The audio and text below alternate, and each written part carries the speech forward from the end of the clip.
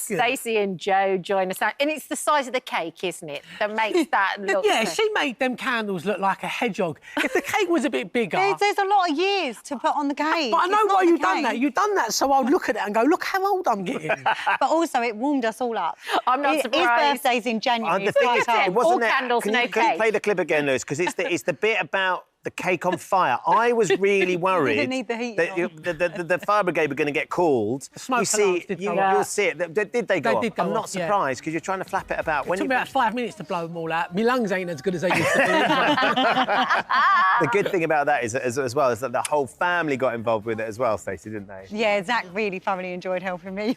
Like, here you go. This is the lighting of the cake. And wait, look! Whoa! Look at that.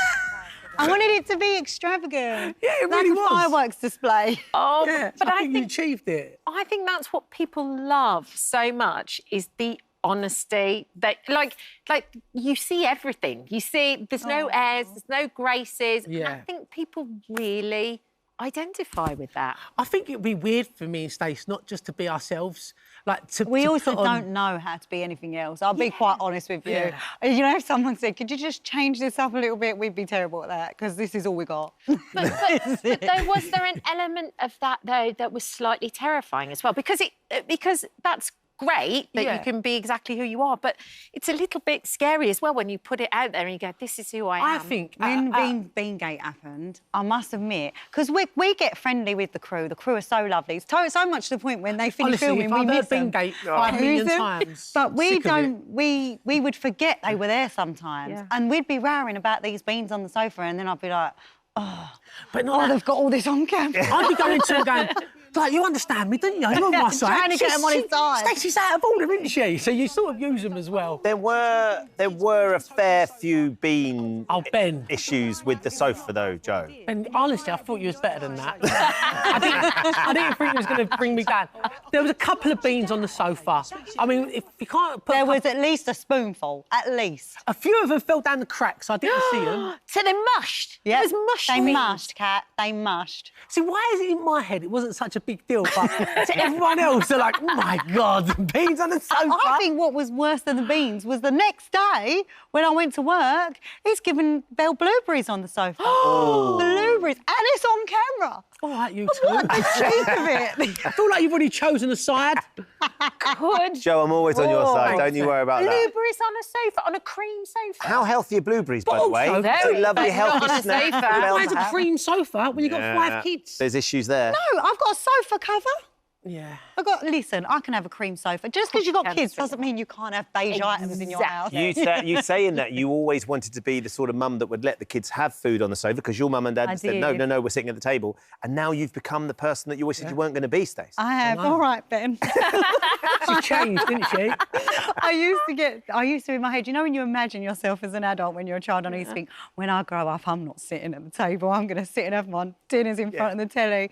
And now I look back on sitting around the table with my family, and I've got my best memories from that. Us all arguing, fighting over food, deciding who's going to do the washing up and the drying up and the putting away, which was everyone's favourite job. Like, they're my core memories. And so now as an adult, I'm really... It's not even because I care about food being on the sofa, it's the fact that us all sitting together once a day just to, like, reconnect. Oh, no, oh, my God, I'm literally sounding like my dad right now. Can we just have a moment for your dad? Yeah, you Because he is so gorgeous. What, is there a more patient man in the world?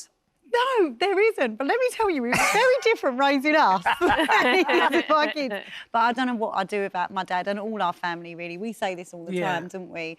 People always say, how do you do it all? How do you work? We don't. We don't. We've got a village of people. Yeah. We have got the best family we could ever wish for, and they are all always supporting us. And, we love them. But I mean, we're not just talking kids. We're talking a menagerie too. I mean, like, how many animals are you up to now, and what's in the future? 27 chickens? No, 21 chickens. What's 5 chickens between friends, Ben? Like 5 candles, Joe. Like 5 baked beans. 21 chickens. We've got 8 ducks now, 2 dogs. Yeah. We've got some bees. We've got a colony of bees. you? Yeah, I know. And they came just by accident. My plumber I was doing a course with a lady, like literally doing a course with a lady. It's on the show, actually. And I was learning about the bees. My plumber came over to help me with a tap in the garden, and he went, "What are you up to?" I said, "Oh, I'm doing a beekeeping course." He went, "Oh, I've just seen a swarm over by the Nissa down the road." No. And so the beekeeping lady went, "Oh, we should go and get that." And I thought, "Oh my God, I haven't even got a hive. I haven't finished my course." Ben, and lo and behold, it's like coming home to Noah's Ark, right?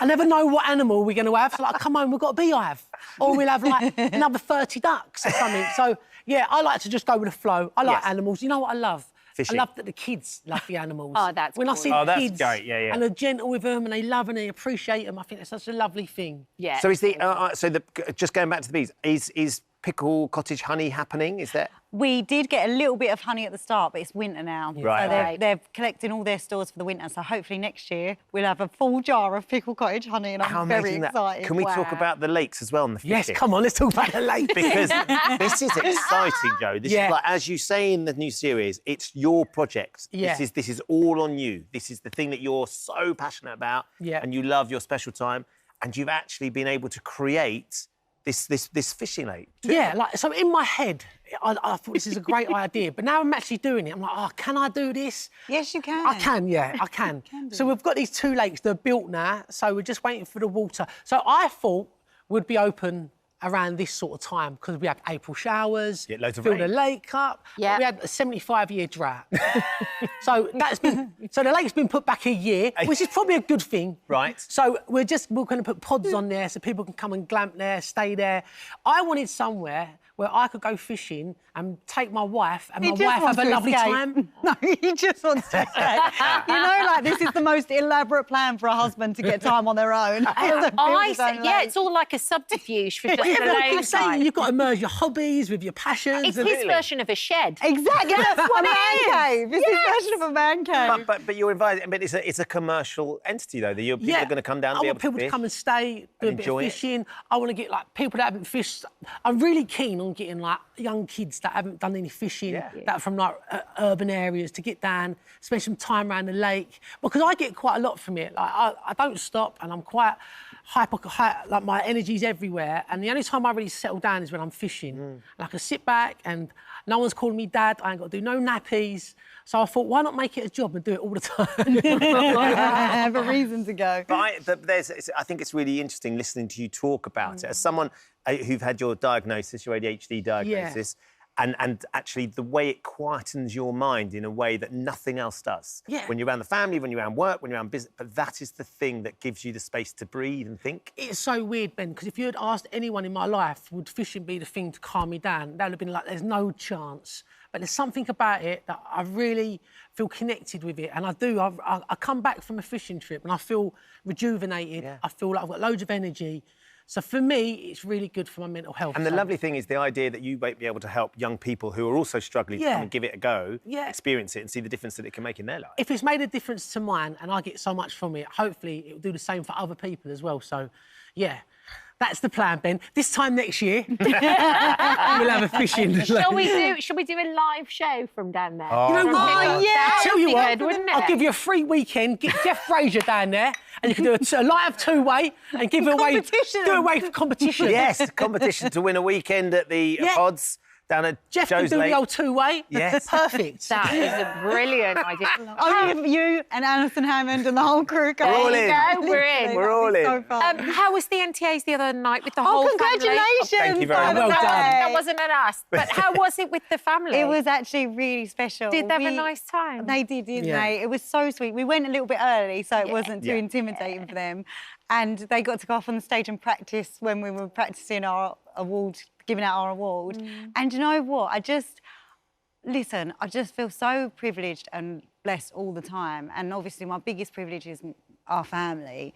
And so bringing them along to experiences like that I couldn't even have dreamed. I did not grow up thinking I would ever even step foot in somewhere like the NTAs, let alone be able to bring our children and our family along. And it was really special. It's lovely. It's been lovely. It's lovely sharing your life on the show. Yeah. It's not an easy thing to do, but honestly, it's super charming. Yeah. Remember about the competition, yeah? Yeah, competition's really. Stacey and Joe continues tomorrow night at 8 p.m. on Thank you for visiting this morning. Morning YouTube channel. We upload new content every day, so go ahead and hit that subscribe button so you don't miss out, and we'll see you in the morning.